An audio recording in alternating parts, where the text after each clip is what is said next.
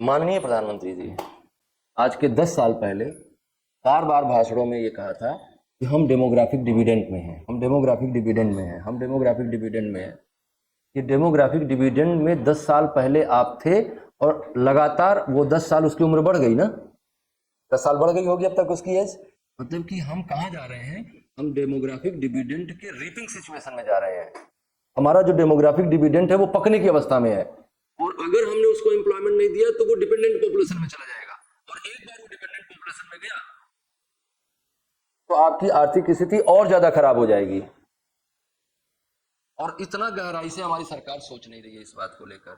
मैं चाहता हूं कि हमारी सरकार इस बात को लेकर समझे कि जिस डेमोग्राफिक डिविडेंड का हम दम्भ भरते आ रहे हैं, अब ये रीपिंग सिचुएशन में है, अब ये डेमोग्राफिक डिविडेंड पकने की सिचुएशन में है। और डेमोग्राफिक डिविडेंड एक बार अगर पक गया तो तुम्हारी स्थिति ये हो जाएगी कि तुम्हारे यहाँ डिपेंडेंट पॉपुलेशन की संख्या बढ़ जाएगी और वर्किंग पॉपुलेशन की संख्या घट जाएगी, और ये देश के आर्थिक विकास के लिए बहुत खतरनाक सिचुएशन होगी। इसके लिए सबसे जरूरी है कि हे सरकार, आप रोजगार सृजन के लिए कोई ना कोई निश्चित नीति बनाइए। क्या ये बात समझ में आई आपको? रोजगार क्यों जरूरी है, रोजगार की स्थिति भारत की आर्थिक स्थिति के लिए क्यों आवश्यक है, क्या ये बात समझ में आई? और जो हमारा ये डेमोग्राफिक डिविडेंड है ये खत्म हो जाएगा।